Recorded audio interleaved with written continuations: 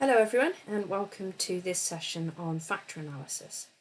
So the person talking is Dr. Laura Scurlock-Evans, and what we're going to be doing in this session is exploring the kind of background to factor analysis and how it works. So by the end of this session and your directed activities, you should be able to describe and explain when and why you would use factor analysis, how factor analysis actually works, what it can tell you and how you can probe findings further, what to do when data is messy, because obviously in the real world quite often data doesn't behave quite as the textbooks suggest it might, and really what you need to report from a factor analysis, so some kind of guidelines on that. And we'll also think about the strengths and the limitations of factor analysis as an approach, so that you should bear that in mind when you're drawing conclusions from doing any kind of factor analysis, or when you're reading about research that's used factor analysis. So the example that I'm going to be returning to during this session is actually a paper that I co-authored, and I did the analyses on with Upton and Upton, and it was the development of the Student Evidence-Based Practice Questionnaire. So there's a link here to that paper. So I'm just going to click on it now and take you to it.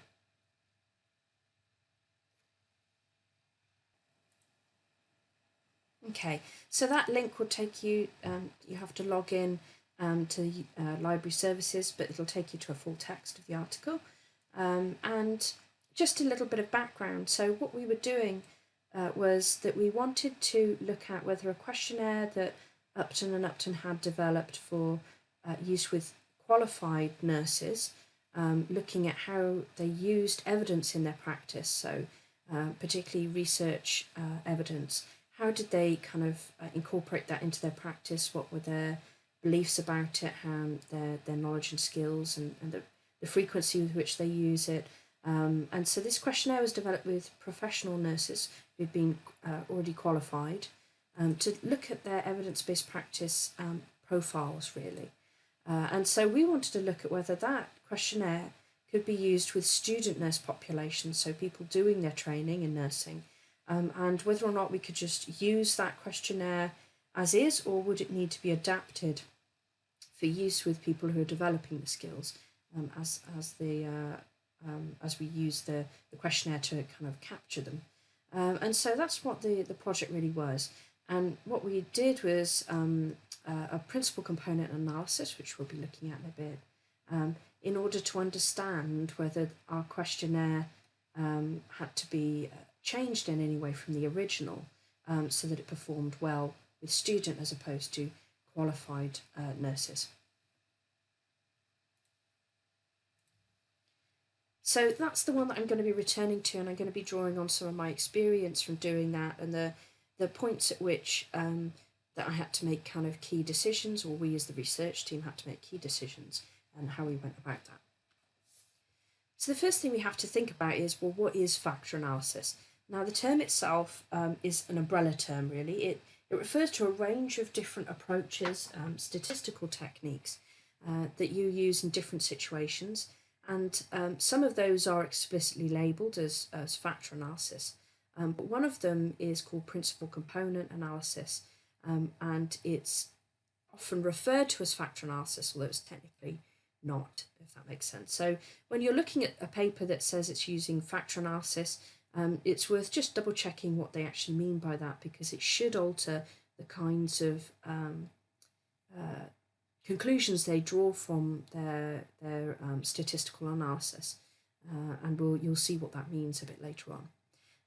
But as I said, factor analysis is an umbrella term, and so there are two core branches to that. And the one that we're going to be looking at is this one around exploring relationships. So the factor analysis, exploratory factor analysis, is usually conducted when perhaps you're beginning out on developing a questionnaire, or you're beginning out on developing a theory, or exploring how a theory plays out with data. So it's all about kind of exploring relationships. The other branch is called confirmatory factor analysis, and it's actually a form of structural equation modelling. And this is where you have a very specific model that you've identified through previous research, usually in literature, and you want to test whether that model fits new data. So is it borne out by collecting new data? And you see how well that model fits the new data, and that helps you test it. So it's all about testing specific models with new data. So confirmatory factor analysis is really quite a different beast. If you want to perform it, then you can't do that in SPSS itself. You have to have an add-on. The university does have a license for that. It's called AMOS or AMOS, and it's a structural equation modelling piece of software. So it's something that you might touch on during the rest of this, but we're not really going to look at in depth. Because exploratory factor analysis has a lot of uses. It can be used to explore models further, and it's quite widely used in the literature, so it's really good to get a sense of how that works. Within exploratory factor analysis, there are two core types. There is, as I said, principal component analysis, and there's principal axis factoring. And so we're going to take a look at both of these things. We'll start with principal components analysis, really. That's the one that is most commonly used, but actually true factor analysis is principal axis factoring. So, to get a sense, before we go any further, I'd like to get you to imagine that you have this jar of marbles in front of you. So you've got this jar of all different marbles, and you're asked to somehow organise them. So you've got to group these marbles in a meaningful way. So what I'd like you to do is just pause this video for a couple of minutes and think, how would you go about that? Okay, so I'm going to assume that you paused the video and that you restarted. And so what you might be thinking about is, well, okay, what are the things that some of these marbles have in common with each other? And one of the first things you might see is size. Okay, so some of the marbles are bigger than others. So I'll put all of the bigger marbles together and all the smaller marbles together. But there are other things as well that you might be able to group them on. So some of those marbles are opaque, whereas others are clear. Others are one colour, whereas others have a ribbon of colour through them. Some are different colours to others, and so on. And so actually you could develop quite a sophisticated system for organising these marbles, where you have some little groups of marbles that are more similar to each other than others, perhaps based on their size and their colour. And so you'd have to decide what criteria are useful for organising these marbles, which ones make the most sense. And this is really what factor analysis does and helps you do with your data. It looks at how some things cluster together and are very similar to each other, and other things cluster together but are very different from that other group. And this is really at the heart of it, what factor analysis does. So technically what factor analysis is a method of exploring variance in data. So variance I like to think of as the spread outness of data. It is based on something called the general linear model. The general linear model is a huge branch of statistics, and within that you have things like regression, ANOVA, and even MANOVA can be thought of as a special case, according to Tabachnik and Fiddle, of the general linear model. And essentially what that whole approach does is it looks at the ways that things relate to each other using straight lines. So it looks at linear relationships between things in order to understand them better. What that means in practice is you quite often start off with looking at correlations between things. So if you cast your mind back to your undergraduate degrees, if you've done that, or the bridging module, the online bridging module, correlation is about the relationships between variables, and specifically it's how they correlate or they covary. So if we have a look at this table, which is a correlation matrix, matrix is just a fancy word for table, what we have here are 6 different variables. We've got x1, x2, x3, y1, y2, y3, and we look at how they relate to each other. And the way the correlation matrix works is it looks at the relationship between each variable and every other variable and on the diagonal you have a correlation between itself, so x1 correlated with itself, x1. A correlation coefficient can vary from -1 to +1, +1. And so when you have a relationship between a variable and itself, you have a perfect positive correlation. So the closer to +1, +1 or -1 you are, the stronger the relationship between the variables. And Cohen recommends that, roughly speaking, a correlation of 0.5 and above, whether it's minus or positive, represents a strong relationship. And so what I've done is I've highlighted this group here. So what we can see is that x1 relates positively and quite strongly to x2. So that means the scores on x1 increase, scores consistently also increase on x2. So there's a pattern forming between these two variables. They have something possibly in common, something that they co-vary in a systematic and meaningful kind of way. So we can see that actually x1 and x3 have an even stronger relationship, and x1 and x2 and x3 also have a strong positive correlation. So these are grouping together. There's something about these three variables that means they're clustering together. They're all quite similar to each other. But if we look at the relationship between x1 and y1, that correlation is a lot weaker. So the closer to 0 a correlation coefficient is, the less variance, shared variance they have. They don't really do anything systematically together. So as one changes, the other one might change in random ways or not at all. So x1 and y1 aren't related to each other really at all, and the same with y2 and y3. So this little group of variables is quite different to this group of variables. And actually we can see when we look at y1, y2 and y3, again they all relate very strongly to each other, and again a positive direction. So we've got two little groupings of variables. We've got one here that seems to be quite similar to each other, one here that seems quite similar to each other, but the two look like they could be quite different from each other. And so that's variance, essentially. And what factor analysis does is it helps you to identify how many of these groups of variables there are in your data.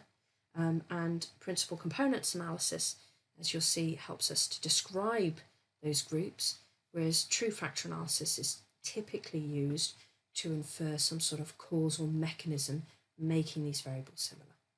But we'll come on to that in a moment. So if that all just seems a little bit like gobbledygook, so you're not really sure still what variance is, what correlation is, I'd really recommend watching some of the videos from the Dancing Statistics series. They were co-created by Andy Field, and they're using interpretive dance to explain difficult statistical concepts. So we have the first video here is about variance, understanding what variance is. And the second one is about correlation, which uses variance to explore the relationship between variables. So if you're not too sure about either of those, or if you're a fan of interpretive dance, I'd pause this video and have a watch of these two quite short videos, and I think that will really help. But moving on from that, so if you've had a look at those videos as well, hopefully now you've got an idea of what variance is. And so factor analysis is a tool for understanding variance and the sorts of things that it can help you with, the sorts of research questions that it has or it could be used to help you answer, like this. So these are three sort of examples that I've taken, I've paraphrased from the literature. And the first one was what we were trying to do in that example paper. So how does a questionnaire designed for use with professional nurses to measure evidence-based practice perform with student nurses? And we really wanted to look at the psychometric properties of the questionnaire and how it needed to be adapted for use with student nurses. And we used factor analysis alongside a range of other techniques to help us answer that question. So sometimes factor analysis is used in combination with other statistical techniques in order to help you answer your research question. Another one that factor analysis has been used to explore is this idea of the structure of psychological concepts and whether they remain stable across different periods of life. And I've got a link to that, an example paper later on. But so there is a paper that looks at the way that a particular approach to measuring intelligence, whether that suggests that the structure of intelligence is consistent across kind of from about the age of 9 to adolescence, or are there changes? But also, it's used to answer questions like, well, how can we describe personality? How many things do we have to use? How many dimensions do we have to use to be able to adequately describe similarities and differences across people? And you'll see a lot of work around the Big Five model, the Big Five model of personality, the Ocean model, which we'll be touching on in a bit, that uses factor analysis to help understand the structure of personality and therefore the structure of kind of psychological phenomena. At the heart of it, what it's helping you to do with different forms of factor analysis is to tap into what we call latent constructs. So if you think about psychology, every kind of construct really we're interested in, personality, intelligence, aggression, gender identity, interpersonal relationships potentially, all of these sorts of things are hidden from us as psychologists. We can't directly measure them. What we have to do is use theory to identify things that we can measure that should indicate the presence of these latent constructs of personality. So on questionnaires, we typically ask people about their preferences or how they respond typically in different situations, and we use those as indicators of what we think are these underlying constructs of personality, these dimensions of personality. Factor analysis helps us to look at how these measurable indicators come together to tell us something about these hidden latent constructs. And so really the core uses of factor analysis, and there are quite a few of them, and often they come together, so they kind of come hand in hand. But it's to take a large set of data to reduce it down into something that's more manageable and meaningful. It can be used to help us understand the structure of psychological phenomena like personality. It's really used to a huge degree in things like psychometrics, which is the study of the measurement of psychological constructs, and helping us to develop and test the performance of questionnaires, and particularly around that idea of validity, of measuring something accurately. So what we're measuring is the thing we think we're measuring. And it's used to help us understand that. It can also be used to help us create new variables to work with in other analyses, and that often comes hand in hand with data reduction. But in special cases, rather than looking at how variables come together, it can actually be used to understand how people are similar to each other, how clusters of cases, usually people, are similar to each other. So it can be flipped in that sense as well. So the techniques and the reasons for using factor analysis are many and varied, and they all help us really to get to this idea of the latent construct, the psychological construct we're interested in. And before I go any further, I want to kind of elaborate on what I mean by a latent construct, because it's quite a kind of nebulous concept. And what I found is this website here is really useful. So I'll just take you to it now. So this takes you to the developmentalpsychology.org page. I think it's technically aimed at kind of A-level teaching and things like that, but actually I find this page really helpful for illustrating the idea of latent constructs and factor analysis. So they take the example of a sea monster. So imagine that you're presented with this. What we can see is something above the surface. We can see that it's moving. What we can't see is under the water. And so what we've got to use is this information and this kind of movement here is illustrating variance between kind of key variables.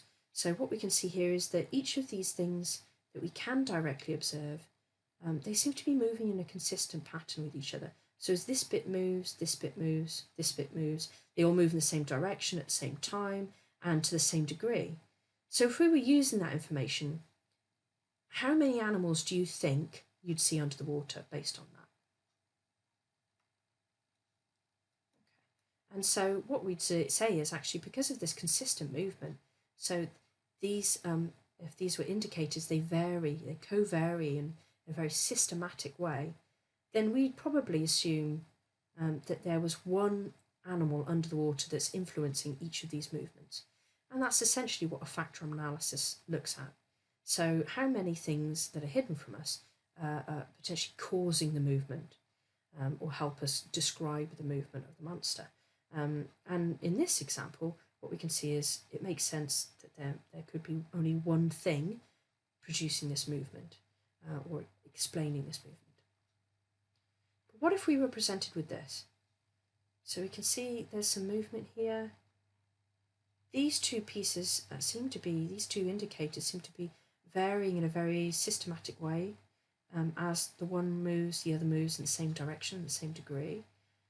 There seems to be some relationship potentially, but actually that's moving in a different direction, and it doesn't always move when these bits move. So it's not really varying in necessarily the same way, in a systematic way with these two bits.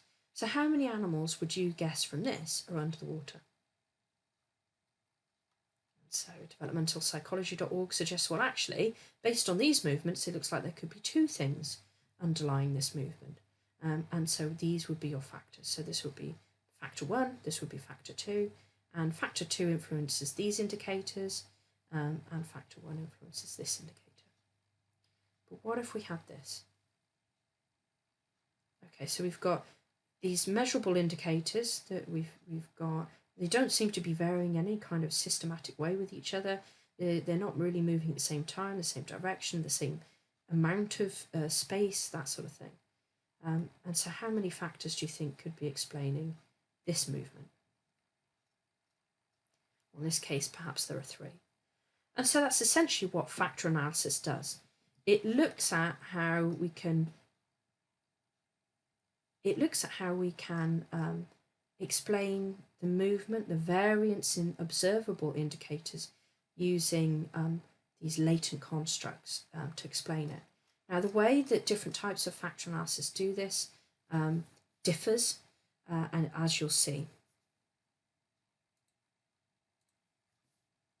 But I find that website really helpful for me, even understanding what kind of factors are and what's going on and what variance is. So factor analysis, as I said, has these 2 core branches, and exploratory factor analysis in particular can be broken down into principal component analysis and principal axis factoring. So technically, if you want to say that the movement in the variance in your observable indicators is caused by an underlying factor, then you should really be using principal axis factoring. If you want to just describe what the patterns are, so how they cluster together, that there appear to be 3 different monsters explaining the movement above the sea level, but we're not necessarily saying they're causing it. We just say that actually it seems meaningful that we can explain it as 3 different factors. Then you can use principal components analysis. What you'll see in the literature is people tend to use principal components analysis, but they also tend to make causal inferences, which technically they shouldn't be doing. But principal component analysis is slightly easier to do than principal axis factoring, which is why it's the dominant methodology that people use. That doesn't mean you should do. So I'm going to illustrate each of the core uses that I first described, just so you get a sense of factor analysis. So the first one's around data reduction. And a brilliant example, I think, of that is about Cattell and Klein's approach to understanding personality. So they argued that they wanted to take a more scientific approach to the description, to the explanation of personality. They felt that other approaches weren't really doing it in a systematic way. Although, if you actually read the research, there are lots of points of subjectivity in what they do, but they emphasise the objective nature of what they did. But they started off with a lexical list, which was developed by Allport and Odberg. Allport was a big early proponent of exploring personality, so he's quite a big name in this area. And Allport and Odberg developed a lexical list, which is where they went through dictionaries and kind of literature to explore how people described personality or character or temperament. And they identified all the adjectives that are used to describe that. Because the theory is that that's meaningful, that's how people understand in everyday language someone's personality, someone's temperament, their character. So they put together a list of all of the words that are used to understand personality, like outgoing, all of those adjectives. And so Cattell and Klein used that list, but obviously it was developed in 1936. So they updated it through doing a literature review of relevant psychological literature and psychiatric literature around personality. And this left them with initially 4,500 adjectives from the English language, which they called initial trait names. So traits are essentially descriptors, dimensions of personality. So they started off with 4,500, which obviously is you can't really do anything with in itself. So what they did is they employed a team of raters to remove all of the redundant synonyms, so all of the words which were essentially just paraphrases of others, which didn't add anything new. They removed those to have a more manageable list of 171 trait names. They then took this and they kind of worked with participants to explore how many of these trait names were actually used in everyday life that were really representative of how people think. And they reduced it to 36 trait names. But they then took this back to the literature and they felt that there were 10 trait names that weren't really represented, that although less typical, were still important. So they ended up with a final list of 46 trait names. But if you can imagine, if you were doing a piece of research and you wanted to describe differences between people based on their personality, and to do that you had to use 46 trait names, it would just be horrendous. It would be completely unwieldy. So this is the point at which they started to use factor analysis. So they took their 46 traits and they subjected it to factor analysis. So they collected data on large numbers of people with these 46 traits, measuring them in a typical way that you do with personality questionnaires, and they subjected that data to factor analysis. And what they identified is that these 46 traits could be grouped into 16 dimensions, which they called primary factors. And this is where their theory becomes the 16 personality factor theory. But what they also found is that if they subjected those 16 primary factors to factor analysis, so they did a double factor analysis, they could reduce it down even further to 5 source traits or secondary factors. So an example or examples of primary factors would be outgoing to reserved as a dimension, stable to emotional as a dimension, and those together alongside some others would make up the second order factor of extroversion to introversion. That was a larger dimension. And so what we have here is the use of factor analysis to understand the nature of personality, to be able to apply it to describe the personality of different people. And that actually translated into the development of their questionnaire, the 16PFQ. And there's a link there to the 16PF, as it's now known, which is a big commercial, heavily restricted and expensive test because of the amount of work that's gone into developing it. And so it's interesting to look at, but actually it's typically used for things like recruitment and performance. So there's a lot of training you have to do to be able to use it so that you can feed back to people effectively. So you can only really use it if you've got that qualification. But there is an equivalent that's been developed by something called the International Personality Item Pool, IPIP, purely for research purposes, and they have their equivalent version.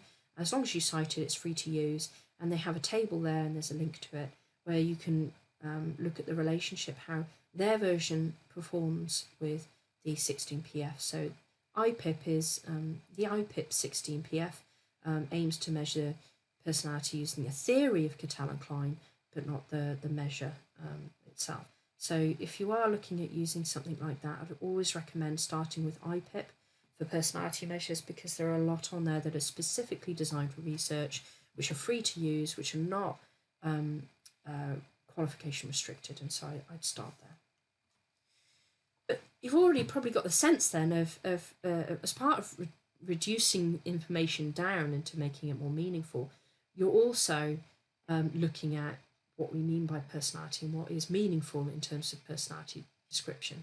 And so it really illustrates another aspect of factor analysis, this idea of making sense of psychological phenomena that we can't directly observe.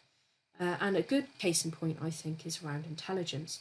So Thurston, for example, used a particular approach to factor analysis to explore the structure of intelligence.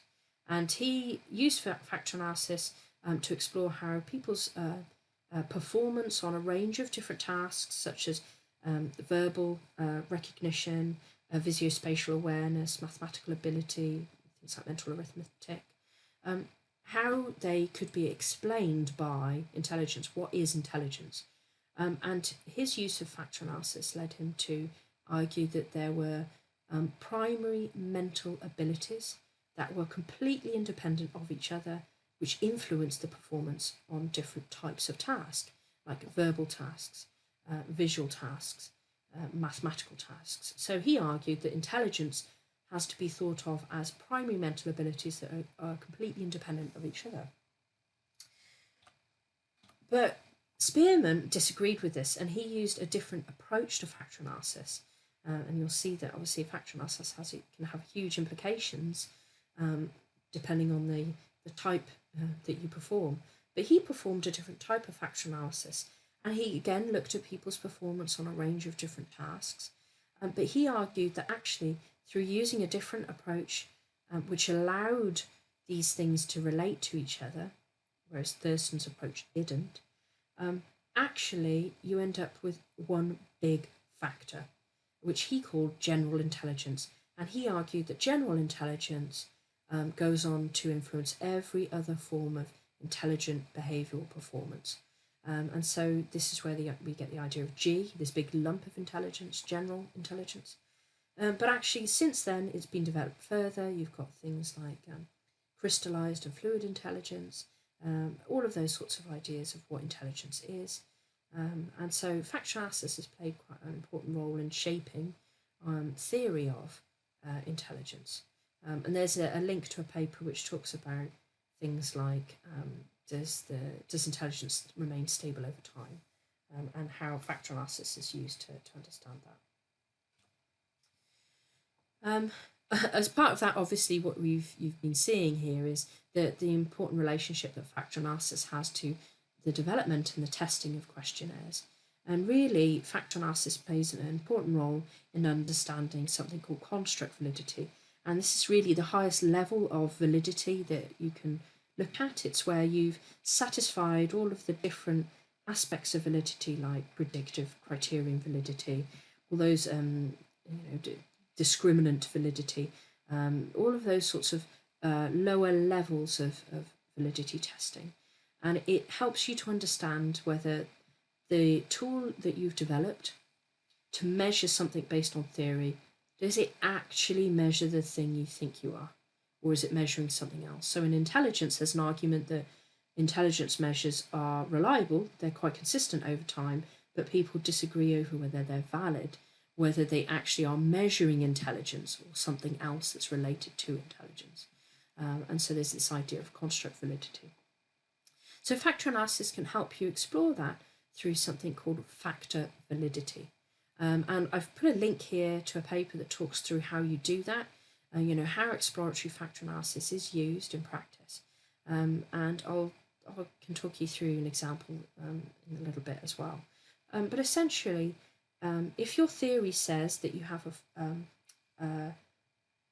your theory says that there are 5 meaningful dimensions of personality, you develop a questionnaire, you can use factor analysis to see if it pulls out 5 meaningful factors of personality.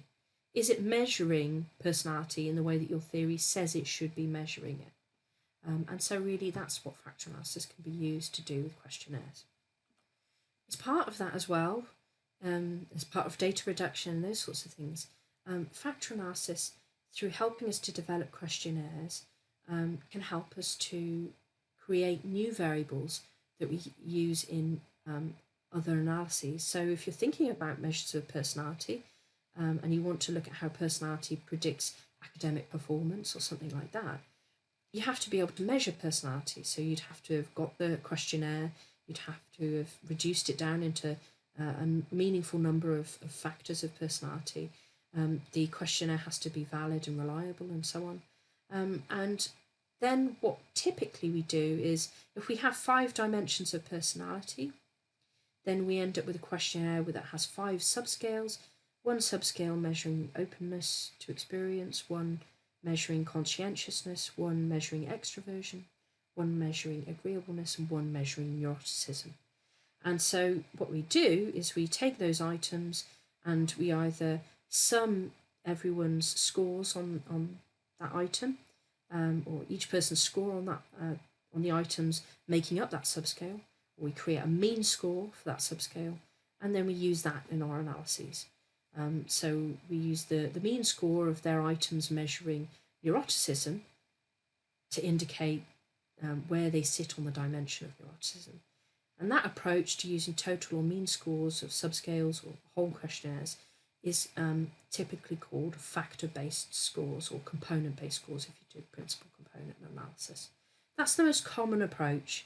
It doesn't have such an issue with things called invariance, which is quite often when you do a factor analysis with one set of data, you might find something similar in another set of data, but it won't be identical. But you can always, if you use factor-based scores, you can score your questionnaire in a systematic way across different data sets. And so that's why it's quite popular. But there are instances where, because of things like a lack of power, because of things like it's just too complicated to have too much data in your analysis, or a special case called multicollinearity, which is where you have 2 variables that are so highly related to each other, they're essentially the same thing. A lot of analyses like regression and MANOVA can't cope with those. And so what you could actually do is expose your data to a factor analysis and create something called factor scores. And these are typically things like index scores. So if you've got a wide variety of behaviours, and it doesn't necessarily make sense to just add them together, it might be something that you can use factor analysis to help you create a factor score for that individual, or a component score if you're doing principal components analysis. And you can use that then in future analyses. And quite often factor analysis can help you overcome things like multicollinearity or a lack of power, where you've got to reduce the number of variables down in your analysis to be able to detect something if it's really going on. So that might not make too much sense at the moment, but when you come to do things like regression and factor analysis, come back to this sort of slide and think about it. But it is a useful thing to know that you can do. Now, all of the approaches I've taken so far, that I've described so far in the literature, it's the dominant approach to factor analysis. And in fact, it's so dominant that we don't often refer to the mode of factor analysis it is. But technically, it's the R mode of factor analysis. There are different types of, or different modes of factor analysis that you can use to tell you different things about the data. And they might be less commonly used, but it's important to know they're there because in some circumstances, they could be the best fit for your research question and your type of data. So as I said, in a typical factor analysis, all of the ones we've described so far, you have, if you imagine your data set, each of the rows in your data set represents your cases. So one row equals participant 1, another row participant 2, and so on. So cases usually are your participants. Each column in your data set represents the variables, the things that we've taken measurements on, the things that are directly observable. And then what that means is that a cell, so the individual kind of box by row by column, means that it's a score for that case on that variable. So cells represent scores of the cases on the variables. So when you do your factor analysis, what it's telling you in this setup is how different variables cluster together on your set of data at the particular point in time that you collected the data. So that's what your factors are. They're clusters of variables. But you can flip this. And so the other approach, and I have used this before and it is useful, is called Q mode or inverse factor analysis. And this is really useful. And the clustering of cases is, if that's something you want to look at, how different groups of people come together. Perhaps you want to look at how different groups of people come together based on their risky behaviours or something like that. You would set the data up in a slightly different way. So in this case, instead of a row representing a variable, instead of a row representing a case, your rows represent the variables. And instead of your columns representing variables, your columns actually now represent the case, or your cases. So you've flipped them, you've transposed them. And what that means is that a cell still tells you the score of the cases on the variables, but when you do a factor analysis on the data, it tells you how different groups of people come together, how they cluster together, how they're similar to each other across a set of variables at the point in time you collected the data. So it tells you something quite different, but very useful. And so it's useful to know that that's there. As I've said, I've used this to understand how across a range of different risk indicators, how certain groups of people clustered together. And I think some authors call this kind of factional groups, how they come together and how they are similar to each other on sets of variables. There are other modes, which I'm not going to go into in too much detail. There's an O mode, a T mode, and an S mode. And what they do is they can be alternatives to things like time series analysis. And this is because the kinds of data that you collect take into account that typically multiple periods of time you collect the data. And you might collect that data for a single case across a range of variables, or you might collect that data on a single variable across a lot of cases, or so on. But how you then set that data up in your data set would allow you to potentially look at how a single individual's position across a range of variables changes over time. So that could be quite useful in political psychology. It could be that you set it up so that you can see how different cases on a single variable, how they are similar, which years are similar and which are different. Or it could be that you look at how groups of people cluster together on a single variable over time, so how that changes. And so they're alternatives. They're not as commonly used, but it's worth knowing they're out there. So in the paper that I co-authored, I'll just get that up.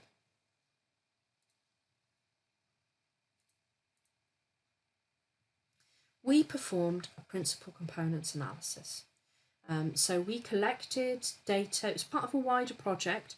So we selected out a random set of data from our larger data set to look at how different variables clustered together across this sample of data for the point in time that we collected it. So it was part of a larger study, so as you can see, but we were interested in a particular point in time and we had data as a snapshot then. So we're doing R mode factor analysis. But in terms of exploratory factor analysis, we did a principal components analysis. So we were interested really in describing how the variables came together so that we could refine our questionnaire. And the original questionnaire had 3 subscales and 24 items. So the original questionnaire had a frequency of practice, of evidence-based practice, subscale, and attitudes towards EBP subscale, and a knowledge and skill in EBP subscale. So there were 3 factors from the original and 24 items. What we did is we collected the data and then we performed principal components analysis. And what we actually found is we found a different structure. So we ended up with actually initially 5 factors, but 4 factors that made sense. And so instead of the 3 original subscales, we had a factor that reflected retrieving and reviewing evidence, a factor that reflected frequency of practice, and a factor for sharing and applying EBP, so how you go about that in your practice and when you're training and things like that, and also attitudes towards EBP. So we identified that for student nurses, there's quite a different factor structure underpinning evidence-based practice to professional qualified nurses. We also identified that one of the items just didn't fit with anything and had to be dropped, but I'll talk about that later. But if you want to as well, you can read this paper. We talk through exactly what we did, the conclusions we drew, the decision points. We illustrate what we did and why. So you've got an idea of why you should use it, the sorts of questions it can help you answer, but you need to understand a little bit more about the data. So when you should use factor analysis. So in terms of the research design considerations, really in an ideal world you'll have random sampling, and that's really where factor analysis can be generalized more easily, but in practice that's very, very challenging to actually do. And so our paper, for example, was based on a volunteer sample. But you have to be then aware of that when you're drawing conclusions from your factor analysis, the data. Your group of people might not necessarily be as representative of the population you're trying to sample from if you haven't used true random sampling. But that's an issue for all kind of research. The other issue is around the control of spuriousness. So you don't just throw the kitchen sink in there. You don't just measure indicators of everything. It needs to be theoretically sound. Otherwise, it can identify relationships between variables which are spurious, that actually they're usually produced by a third variable that relates to both of the others or so on. And what it can mean is you end up with these arbitrary correlations that look like they should be meaningful, but they're not, and it can be very confusing then to interpret. And the flip side of that is as well not taking into account important predictors that would have an impact and change the way you understand the factor structure of your data. So in the research design, you've got to be really clear about the kinds of research that you're collecting. You've got to know what you're doing in terms of, is it a cross-sectional piece of work, for example, or is it time series or so on. In terms of the data considerations, now the type of analysis I'm talking about here, the type of data that you have to have should be continuous. So it should be measured at either the interval or ratio level. There are other approaches to factor analysis that can handle categorical data, which can handle actually mixed data, and there's the factor MINAR package, which is part of R, which I've used in the past to handle that. The version of SPSS that we have doesn't have that included. So if you are doing a factor analysis, you need to make sure that if you're using SPSS that you've collected the data in the right way. One of the issues that you always see in factor analysis is that a lot of questionnaire data relies heavily on Likert scales. Ours did in the example I just showed you. And there is still a huge debate about whether Likert scale data can ever be interval or ratio level, or certainly not ratio level. Can it ever be interval? And so some people would argue that ordinal level data, when you're looking at the item level, is not appropriate. And so some people would argue it's not appropriate for this type of analysis. In practice, it is very commonly used. If you're designing a questionnaire, then you want to make sure that your response options you have at least 5 response options, ideally 7, for it to be really kind of, it mimics, it's more likely to mimic interval level data then. But there are arguments and you have to be aware of that when using either PCA or PAF, principal access factoring. Technically, now you might be thinking, okay, well, I remember correlation was a parametric test, so does that mean that all my data has to be parametric too? You know, it has to, every single item has to be normally distributed. Well, you should always check. You should always check your items to see if you've got any strange, really unusual scores, outliers on any of the variables. And you should be aware of whether your data is normally distributed or not. In practice, it shouldn't stop you doing a factor analysis if you have negatively or positively skewed data or so on. But it means that you might need to be a bit more tentative when you're drawing conclusions about these underlying constructs outside of your sample. So if it's normally distributed, it's usually you can be more confident making generalizations beyond your data. But in practice, a lot of people don't even look. That's bad practice. But yeah, it shouldn't. It's not the be all and end all of the data analysis if your data isn't normally distributed. But your variables, there should be some level of relationship between all of your variables. And ideally, what you need to have across the data set is that some variables relate moderately to strongly with each other, but not too strongly, and not to others. So you want to see some variability in the variance between the correlations between your variables. And when you're doing your analysis, that's something you have to look at. The issue is if you have very weak relationships between all the variables, a factor analysis typically just won't work. And a knock-on on that is also you need more data. If you've got very weak relationships, you've got to have more data to be able to identify the factor structure. And this boils down to one of the core issues with factor analysis, knowing how much data you actually need. Now, Nunali argues that you need at least, I think it's 10 cases for every item you enter into the factor analysis. And that's the rough guidelines that we kind of used when we did our factor analysis, but it is a very rough guideline. Another rough guideline is that if you have over 300 cases, I think this is discussed in Julie Pallant's book, the SPSS Survival Manual. If you have over 300 cases, then again, it should be fairly sound, regardless of how your data is behaving. But if you really want to do it properly, then it's quite a complicated thing to work out how much data you need. Typically, the more the better. But if you want to have a look at a discussion of that, in Andy Field's Discovery and Statistics Using SPSS, he's got a chapter on factor analysis. And he goes into quite a bit of detail of the playoff between the type of data you have, how it's behaving, the amount of questions you have, and the amount of data you then have to collect in order to do a good piece of factor analysis. So yeah, to have a look at those sources if you want to look further. So as I've been harking on as we've been going through this, there are different types of exploratory factor analysis. One of them is principal component analysis, and one of them is principal access factoring. And we're going to start looking at how those are really different. As I said in the example that I been talking about, we use principal components analysis. So what PCA and PAF both do are they look at the linear combinations of variables.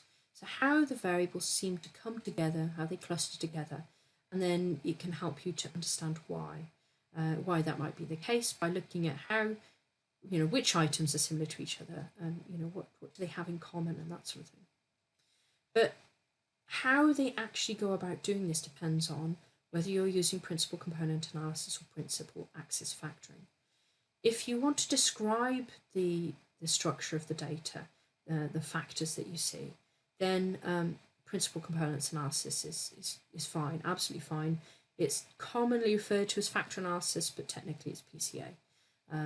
But if you want to talk about causal mechanisms of factors to measurable indicators, or the variance on measurable indicators, then really you should be using principal axis factoring, but it's less common. That's what true factor analysis is, but it is less common because it's more complicated.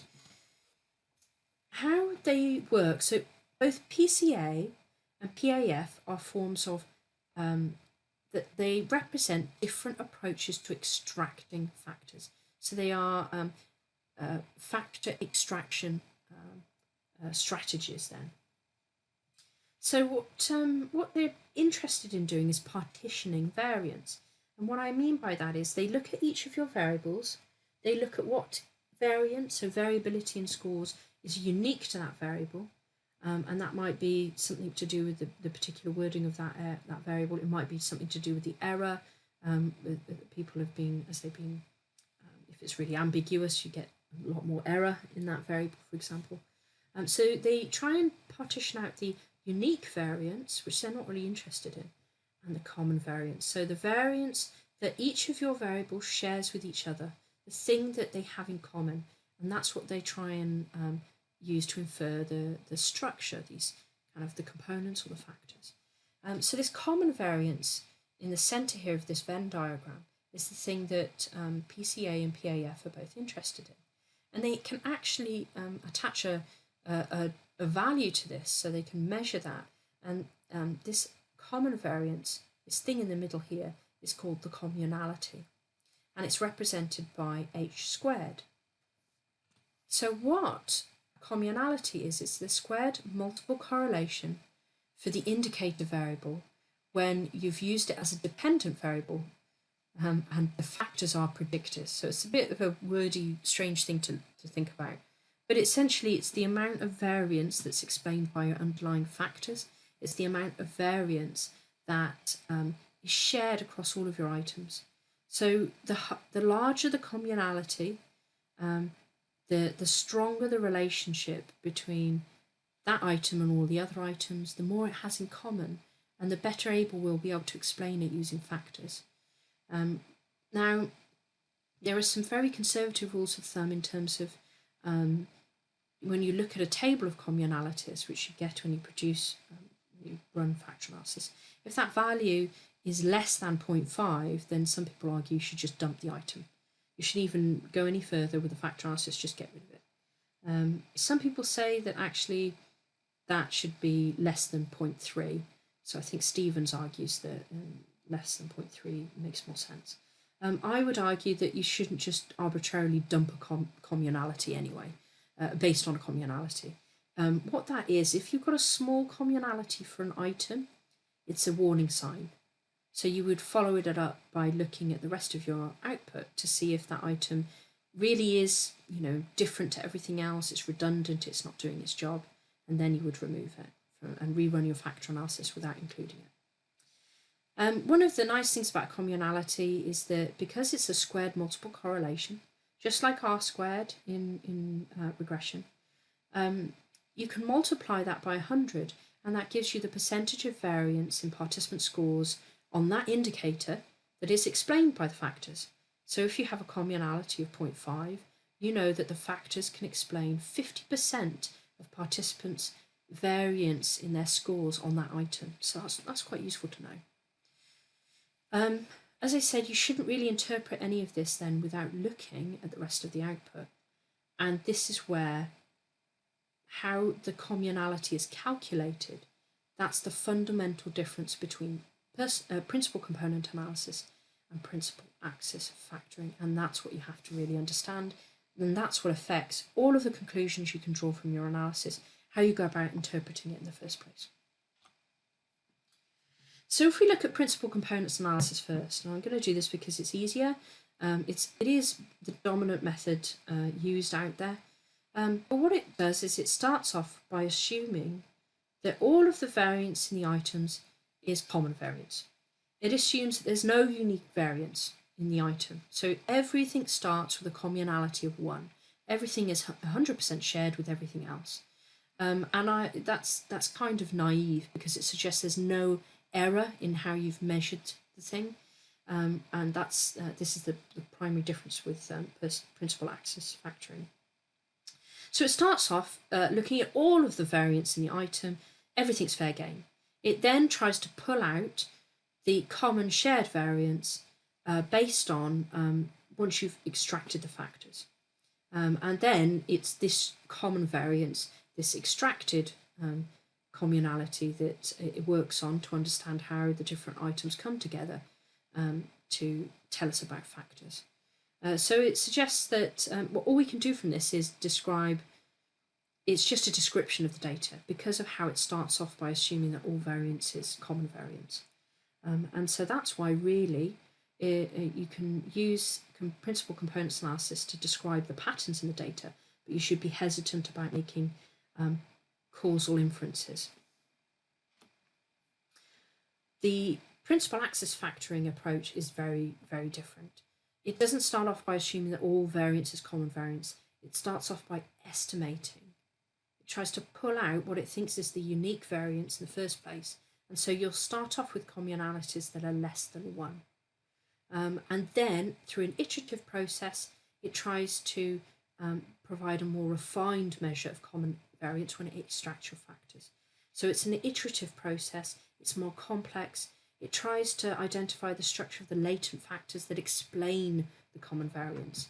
And so the sorts of things that factor analysis is trying to do is to try and help you say how the common variance is influenced or caused by the underlying factors because of this different approach to the initial assessment of common variance. So now you've started to get a sense of how principal axis factoring and principal components analysis differ. When you first do your analysis, that's what it will pull out. It will pull out a range of factors just to start with. But it's not the whole part, and I'm going to talk to you first about something called rotations. And I've said rotations because they're really important. They're quite an abstract thing to get your head around. But what you start off with is factors that are extracted or components that are extracted that are actually typically quite challenging to explain. So if you imagine this is a visual representation, so each of those data points represents the scores of participants, on the variables and how they relate to each other. So each of those data points is the score on an indicator and so on. What we've got is a graph. One axis is labelled factor 1, the other one is labelled factor 2. What you'll find is that most commonly, when you first run a factor analysis, even if it pulls out more than 2 factors, it will appear that each of your items is most strongly related with either factor 1 or 2, purely because of how this graph starts off.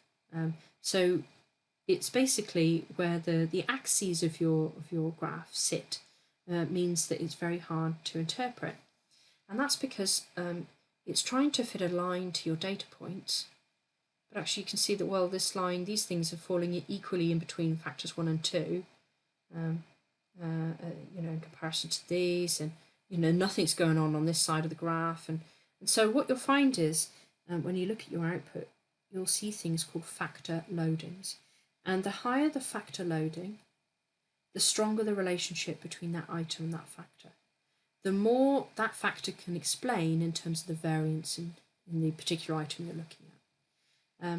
So what will happen is when you first run factor analysis, it hasn't fitted the lines very well to your data points.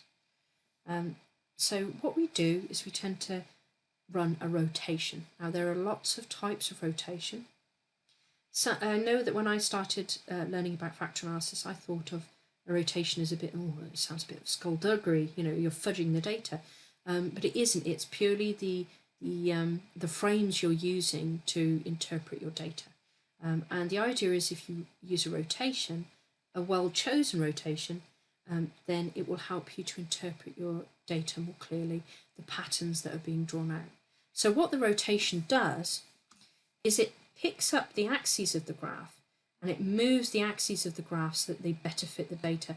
It does not change the data itself. It doesn't change the way that these points are measured or the relationships to each other. It just moves the axes. So it's almost like wearing a pair of glasses to focus on it better. So it picks the axes of the graph up and it rotates them and then puts them back down so that there's a better fit to the data. So what happens now is each of these data points is kind of essentially measured to this line. So we can see that we can see that these groups are much more similar to each other than these data points, that they fit more closely to factor 2, and these data points cluster more closely together than compared to those, and they cluster more closely to factor 1. And so that is what the rotation does. It is an aid to your interpretation, and when you have a go at the activity later in this, it will all make a lot more sense, I think.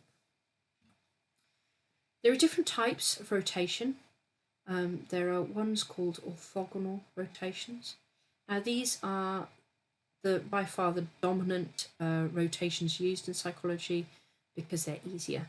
But I've got to be honest, they shouldn't be used. My feeling is you should always do an oblique rotation, at least first. And that's something that Field also kind of argues for. So an orthogonal rotation assumes that the dimensions you're going to pull out will be completely independent of each other. So they are orthogonal to each other. What that means is when you're doing a rotation, they keep the lines of the graph at 90 degrees to each other. So it forces these two things to be totally independent mathematically. So if you think about any kind of psychological construct we're really interested in, it's very rare that you would assume your dimensions, for example, dimensions of personality, that they will all be completely independent of each other. So you have to think very carefully when you're choosing a type of rotation, because it will influence the conclusions you can draw. And this is actually illustrating the issue between Thurston's approach that we talked about with intelligence and primary mental abilities, and Spearman's approach, where he allowed the factors to relate to each other. And oblique rotations allow factors to correlate with each other. And so if you're imagining this graph, they might allow the angle between the graphs to differ from 90 degrees, so be more or less than. In order to fit the data better, it will allow your factors to correlate with each other. And the issue is that means that it's more complicated to interpret, it's more involved, which is why people don't do it, but they should do.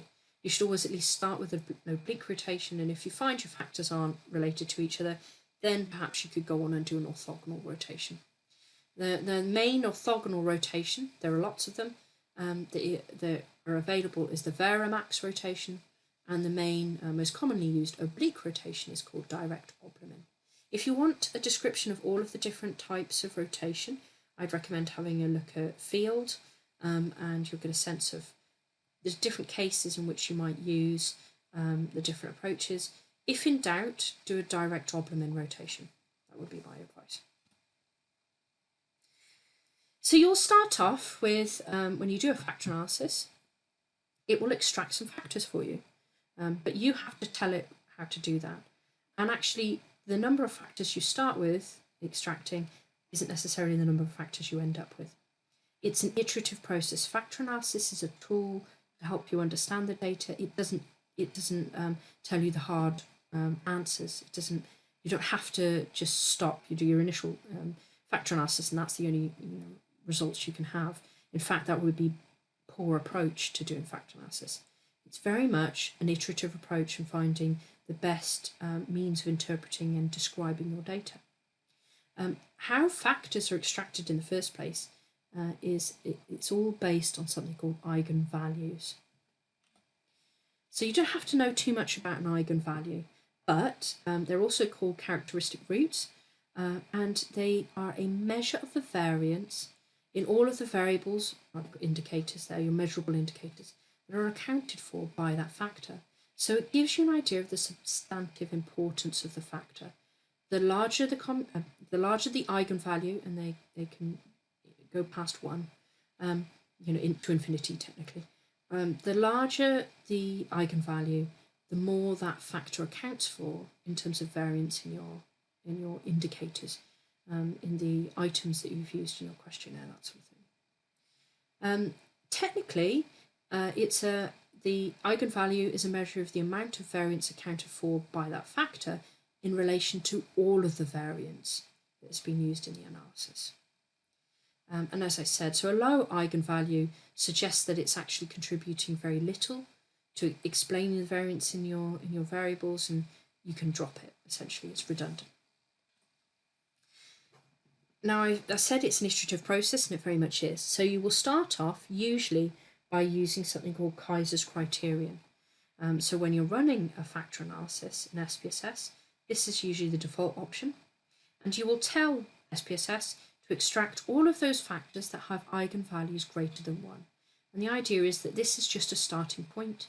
An eigenvalue greater than 1 is indicative usually of it being of importance, of telling you something meaningful about the amount of variance in your data. And so that's usually the point at which we start. SPSS will extract factors based on that criteria, and then using the output it produces, you have to judge whether that's a good fit for the data, or whether there's some ambiguity that you'd have to explore further, or if it just doesn't make sense, and then you would take it from there. So usually you'd start with Kaiser's criterion. You'd then look at something called the Cattell's test, the Scree test, which I'll show you in a moment. You might follow that up with doing a parallel analysis to help you check whether the number of items, number of factors you've extracted makes sense, or if there are other potential solutions. And if you find that there could be other numbers of factors that might make more sense, then what you would do is you would rerun the analysis and force SPSS to extract a specific number of factors based on what you've already found. So you would follow it up. That's how you probe your findings more. At the heart of all of this, as I said, factor analysis is a tool to help your decision making. So you always have to look at it and think, does it make sense? Does this solution make sense? Does it fit with the theory? Are there other explanations? Are there issues with the data? And so on. So I already explained Kaiser's criterion, but just to illustrate what that looks like. So this is taken from the walkthrough, which I'm going to ask you to have a go at in a moment. And when we use Kaiser's criterion of extracting factors greater than 1, this is what happens with this particular type of data that we've got.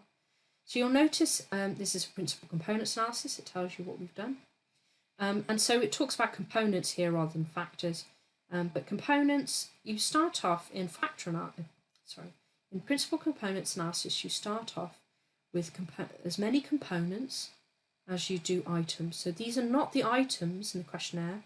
We're looking at this example of an 18-item questionnaire, but it starts off extracting as many factors or components as there are items.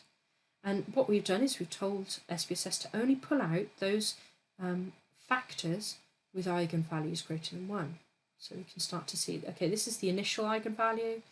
And so, so we've got the first 4 have got eigenvalues greater than 1. Okay, so that's what I'm going to extract. And you can see with the principal components analysis, the initial eigenvalue doesn't change from the extracted. You've got 5.092 here, and again 5.092 here. So you can see that factor 1 seems to be doing the lion's share of the work, followed by factor 2, and so on. When you do a principal axis factoring, these will normally differ. So that's what you'll be looking out for. So what we've got there, we've got 4 factors. Okay, that's all good. Or is it? Okay, so now you have to start doing a bit more digging. So the first thing that you would do is look at the Cattell's Scree test.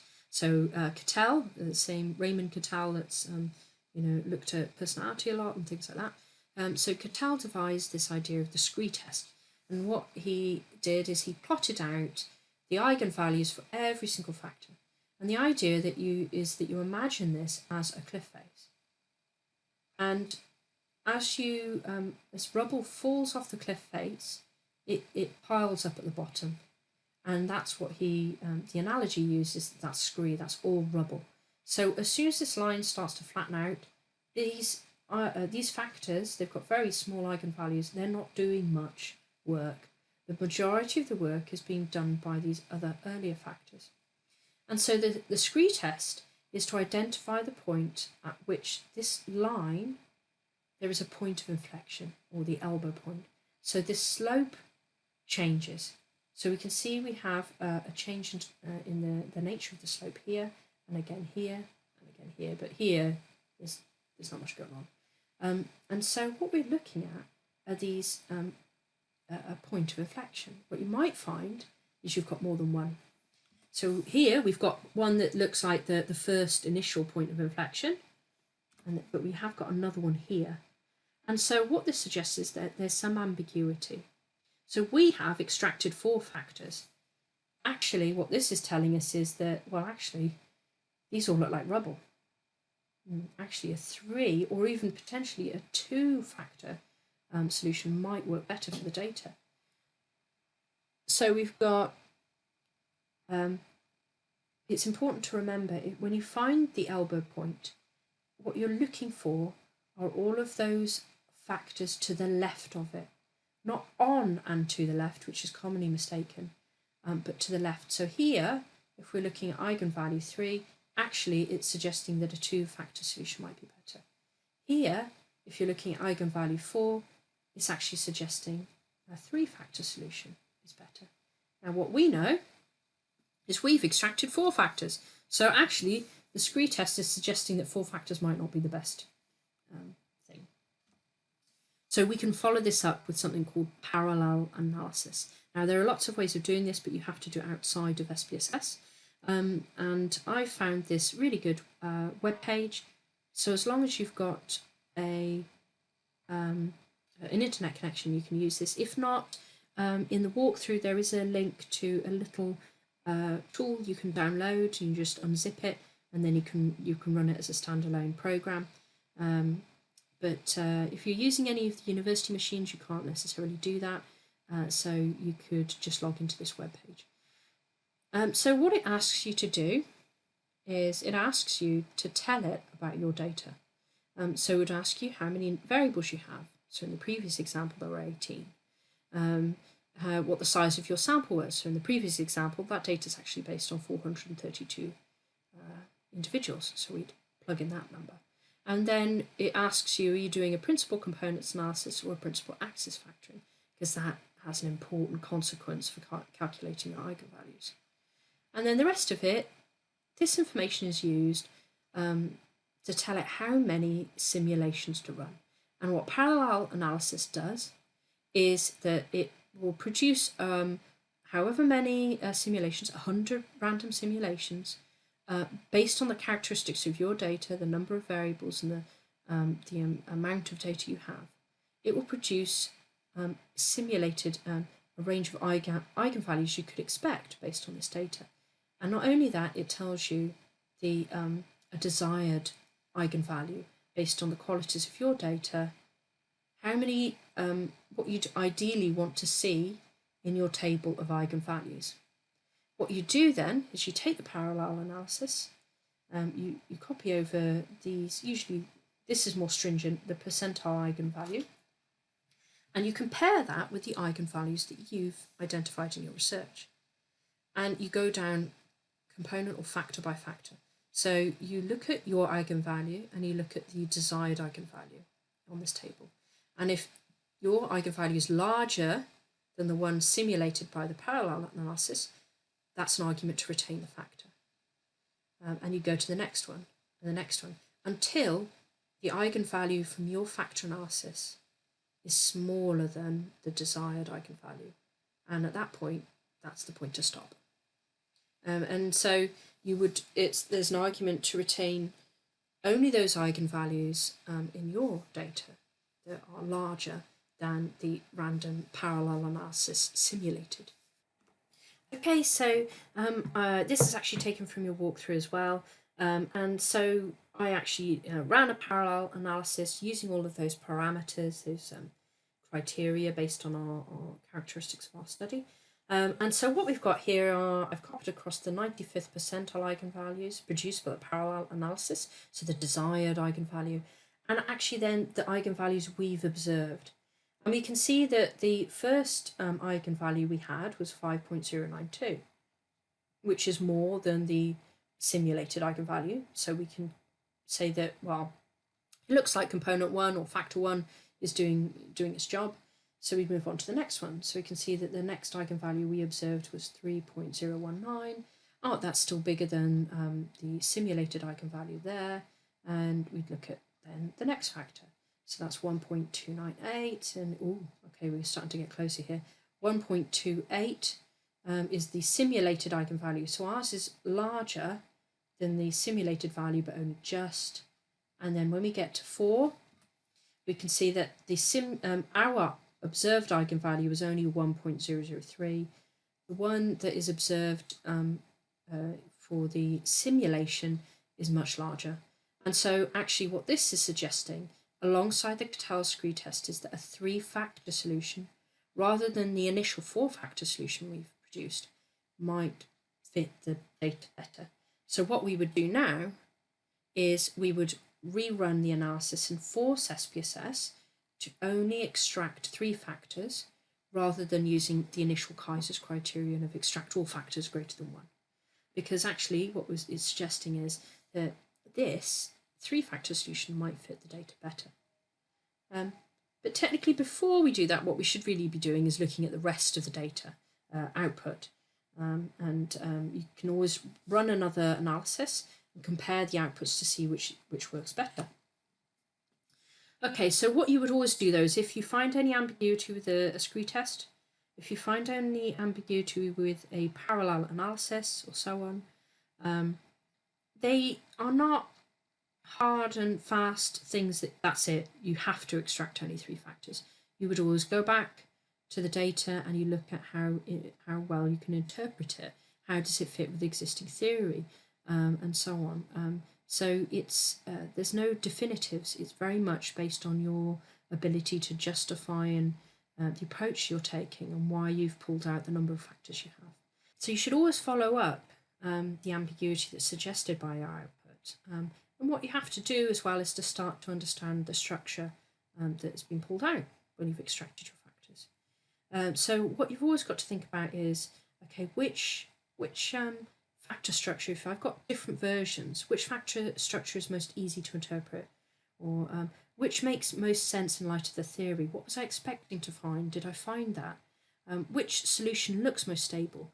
And in your walkthrough, we talk through how you go about doing that. And then you might also think about, well, what other things do we have to think about for the future? So we'd have to look at the replicability of what we're doing. Perhaps we need to consider cross-cultural comparisons, how constructs might change over time, things like that. In the example paper, if I go to that, as I said, we started off initially, I think we extracted 5 factors, and this is what we did. I looked at the, initially it was based on Kaiser's criterion.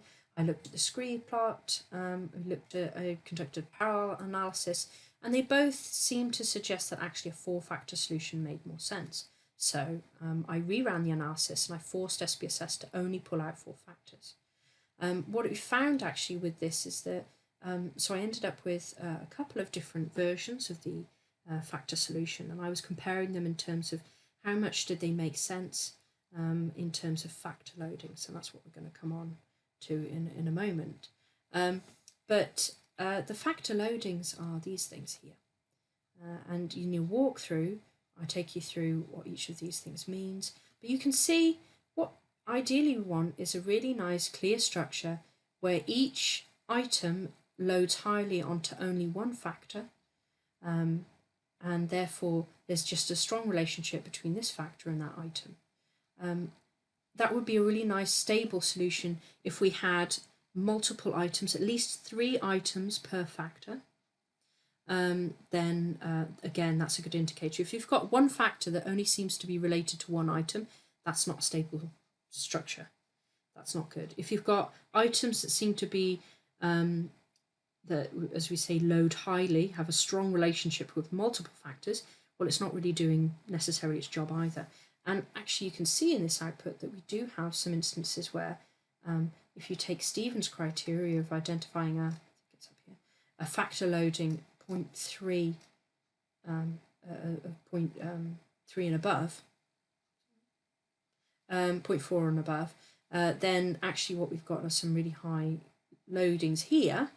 These would be marker variables for factor 1 because they seem to have the strongest relationship. That's a nice high factor loading.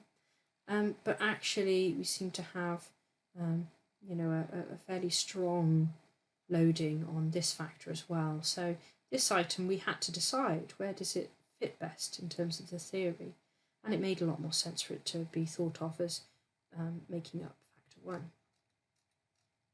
So this is going to be a little bit like gobbledygook, but there I would have a look in a moment at the walkthrough to have a go at this, have a go at interpreting the with the example data from the walkthrough, what the factor loadings mean, how you judge whether something loads highly or not. And then after all of this, I would read this article just to get a sense of the pinch points and how we went about decision making. So ultimately what it means is the kinds of conclusions you can draw from PCA and PAF are different. And really, if you are talking about principal components analysis, you should be talking about describing the patterns of the variance in the data, the factors in terms of how they explain, how they make sense of variance, the way that different items cluster together. The principal axis factoring, the idea is that you should be more comfortable with saying that the latent construct you've identified is causing the variance. But in practice, most people use PCA and make causal inferences. And obviously, in psychology, there's always a wariness of making causal inferences in any relationship that you're looking at in any research project. But you have to be aware that really you should be drawing different kinds of conclusions from PCA or PAF. What I'd like you to do then is to have a go at that walkthrough. Pause this video, have a go at the walkthrough, see what we mean. I think sometimes the only way to really get to grips with things like eigenvalues and factor loadings and things like that is to have a go and have some data in front of you to have actually got SPSS to do something. So have a go now at that walkthrough, pause this video, and then come back to it. And I'm going to quickly talk through some of the common help issues you get when you're doing your factor analysis, when data is behaving not as you initially hope it would. So pause the video now, work through that walkthrough. It'll probably take you about an hour, and then come back to this video. Okay, so I'm going to assume now that you've had a go at that data and that walkthrough. So there are a number of things that can happen with when you're running a factor analysis that textbooks don't always talk through, what do I do in this situation? So I thought I'd talk about them based on my own experience. The kinds of things that I've encountered when I'm doing factor analysis are that, there's something strange going on with the distribution of my variables. Nothing's related to anything else. What on earth do I do? Two of my items are really strongly correlated with each other. What on earth do I do? And those really are kind of around data assumption checking issues. And then we've got things like factors 1 and 2. We've got lots of factors with only 1 and 2 items loading onto them. What on earth do I do? I've got an item that doesn't fit with anything. What do I do? I've got an item which loads highly onto lots of things. Again, what do I do? And those are really about kind of when you're working through choosing a factor structure and making sense of it, and which version of the factor analysis you've done it works the best. And the final issue is around, hang on a minute, I've done the direct Obermann rotation and actually I've looked at how my factors relate to each other, and there's no really small correlations between the factors. What on earth does that mean? Does that mean I can't do a direct Obermann rotation anymore? And hopefully if you've done the walkthrough, this will all make sense. So I'm going to talk through this now. So when you're looking at the first part, those first 3 issues, the data assumption checking kind of stage, the first thing you really want to look at is making sure that there aren't any really extreme scores on any of your items, on any of your variables, and checking up that then they don't represent an error in data entry or something like that. And then you want to Be mindful of if the data isn't normally distributed, but as I said earlier, it's not the end of the world. You might make a note of it. It'll just impact on perhaps how strongly you can draw conclusions from your data and apply them to the wider population the data is taken from. And there are always caveats to that, no matter what, anyway. If you find that you've done your analysis, you've looked at the correlations between each item and every other item, and they're all incredibly weak, there's just nothing there, then I've got to be honest, what you'll probably find with your factor analysis is the data isn't suitable for factor analysis. And your factor analysis will struggle to produce a meaningful kind of structure from the data. And so what might actually mean is that's your conclusion.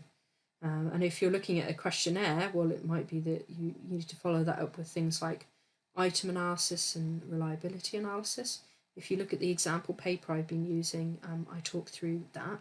That might help you as well if the factor analysis isn't really playing ball, but it tells you something about those items. If they're all supposed to be measuring something similar, like personality, and they don't relate to each other, they're probably not doing a very good job. If you have, and you're looking at your correlations, two items are really strongly correlated with each other. So, for example, you look at your correlations between each item and every other item, and you've got some that are like 0.8, 0.9. What you need to do is look at them and look at their phrasing. It may be that one of those items is just simply a paraphrase of the other, and the one doesn't add anything to the other. And it may be that you need to remove one of those. And then run the factor analysis again to see if that improves it. These are all things you would do if you're looking to develop a questionnaire or test it with a new population. They're not necessarily things you would do if you were just using a questionnaire and that wasn't the focus of the research. But these are things that if you are doing a factor analysis that you would look at. So it may be that you need to remove one of those items if they are essentially just paraphrases of each other. They don't add anything new. Then it might be best to remove one and rerun the factor analysis. So moving on to the next thing, I've got lots of factors with only one or two items loading onto them, those sorts of things. This is all about the checking what we call the stability of the solution. And a stable solution is one where you have a factor with lots of high items that load highly onto it. You've got ideally a couple of items that load really highly onto it, which are marker variables that tell you something more strongly about the character of that factor. Ideally, you don't have any factors that only have a couple of variables loading highly onto them. So if you've only got one or two variables loading highly onto a factor, it probably isn't a very good factor. You need to rerun the analysis looking at a different number of factors to extract, or potentially you end up having to remove those items, potentially. So you would want to make sure that your items, each item actually loads highly onto something. So if it doesn't load highly onto anything, it may suggest that that item doesn't fit with anything else on your questionnaire, and it's not really doing its job again, so that might mean that you drop it.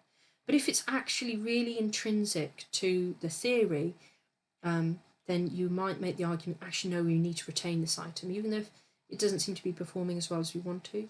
You might make the case that actually it's so vital to the theory that we need to keep it in there. If you've got an item that loads highly onto two or more factors in your solution, it's the same thing. You look at it, you think, okay, is it redundant? Is it a paraphrase of something else? Is it really important based on theory? If not, maybe you remove it. If it is really important, then it's thinking about where does theory suggest this should fit? And if you're using this to design a questionnaire and the subscales, you would put it in with the subscale that it makes most sense to.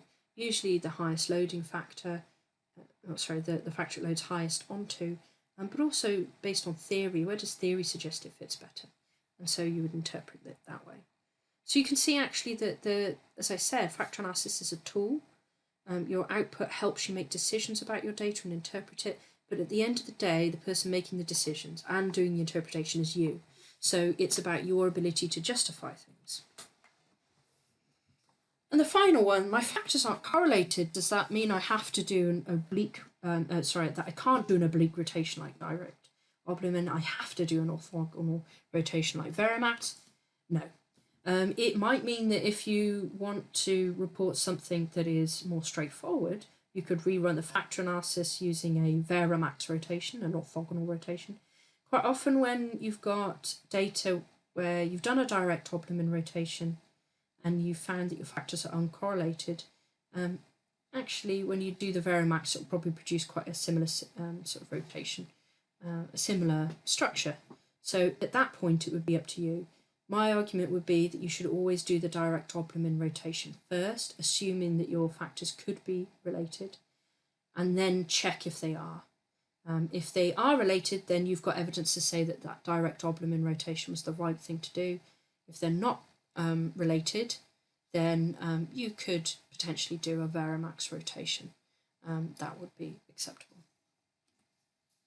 If we look back at our my example paper, as I said, there are a couple of points at which we had to make this decision. And so there are things like that here, there was a high factor loading on both, but actually looking at the type of information that we've got from this item, it wasn't just a paraphrase of something else. It was adding unique information, so we want to retain it. And it fitted most strongly in terms of factor loading, but also in terms of the kind of the theoretical kind of the sense making then with the first factor, which is all about kind of retrieving knowledge. Yeah, and so you can see that there are occasions where sometimes things, there are multiple factor loadings. We had to make those decisions, and we did it as I said.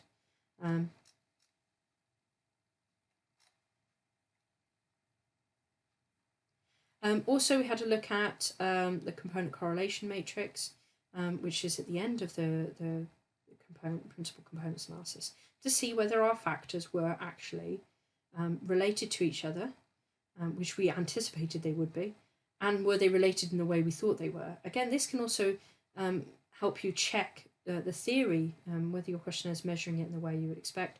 We would expect that if someone's using evidence-based practice more often, that they have a more positive attitudes towards it, that those two things would be related, and that we also expected that kind of knowledge and skills and sharing would also be related to each other. And that's what we found. We found moderate correlations between the factors, suggesting that actually doing a direct Oblin rotation was the right thing to choose. So, as I said, when you're writing it up, you have to remember that factor analysis is a tool. Principal components analysis or principal axis factoring is a tool, and it's you, the person, that has the skill and the knowledge, and you're using that to interpret what this tool is telling you. As a result, you have to evidence any claims you make about the data, and also to illustrate the decisions you've made, why you've made them. And in terms of evidencing, that can be drawing on the statistical evidence, in terms of reporting things really clearly, like all of your factor loadings. The theoretical evidence, what did you expect? If it's a personality measure, were you using the 5-factor model of personality? Did you find 5 factors? Also empirical evidence, so looking at what other researchers found previously, how does that relate to what you're expecting to find here, and drawing that in. And you should be clear about the relevant guidelines that you've used with your statistical decision making. Just from probably reading the walkthrough, you see that people have different approaches to extracting factors, to identifying whether an item loads highly onto something or not. You should be clear what your criteria are. So if you're using factor loadings of 0.3, 0.4, or some people 0.7 and above, which one of those are you using, and whose guidelines are those based on? Are they based on Palance or Stevens or Tabachnik and Fiddles or so on? So you should be clear about that too. And overridingly, the thing that sometimes gets forgotten when you're interpreting your output is the role of theory here. So you must know the theory that all of this is based on, that's driving your research, the theory underpinning the questionnaire whose psychometric properties you're exploring. You have to understand it and know it in order to be able to decide whether the factor analysis is positively evaluating your questionnaire, or if it makes sense. and so don't lose sight of that. In terms of APA guidelines, they recommend lots of tables, to be honest. So there is a huge amount of information that you have to present to evidence the claims you make in a factor analysis. So with this, you need to make sure that it's presented clearly, and that's most easily done using tables.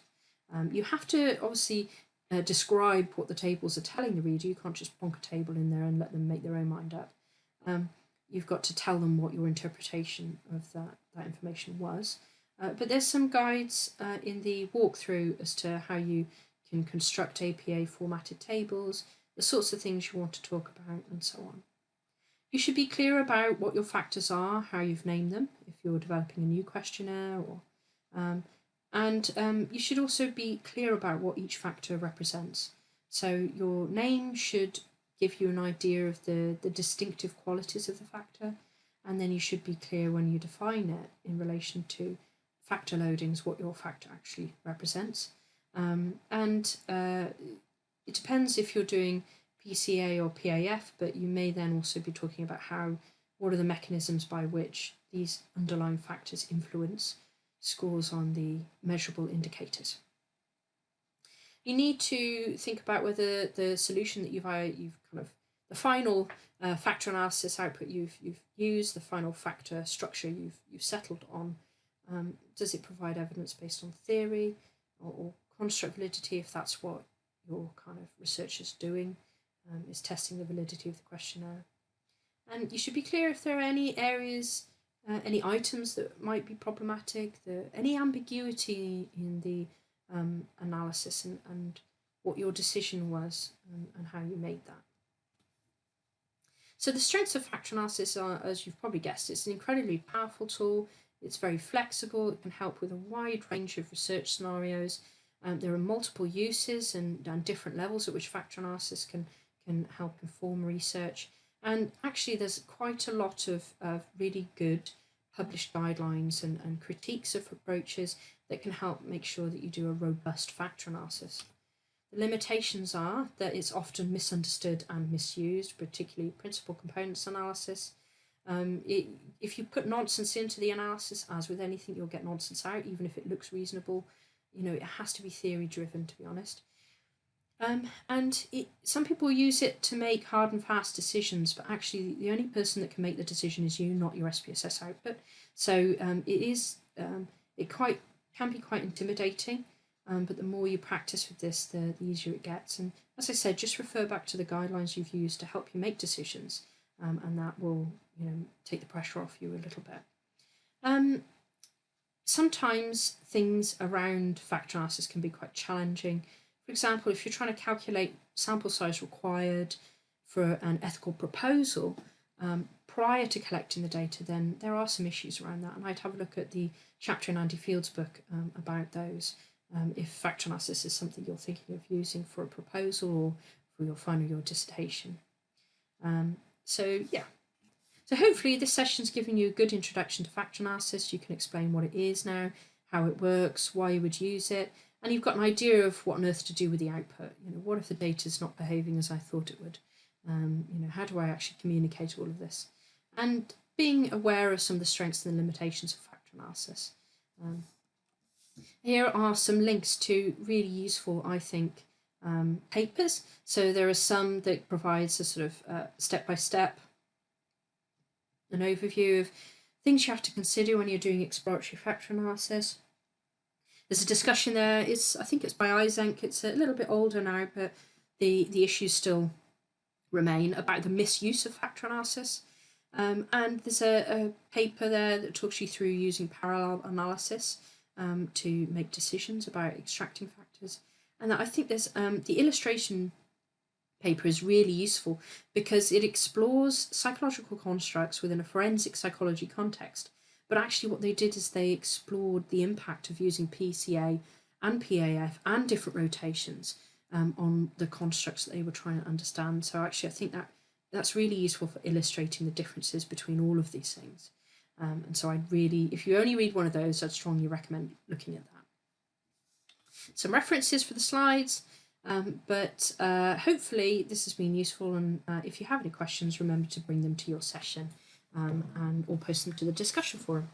Okay, so thank you, and I look forward to seeing you later in November.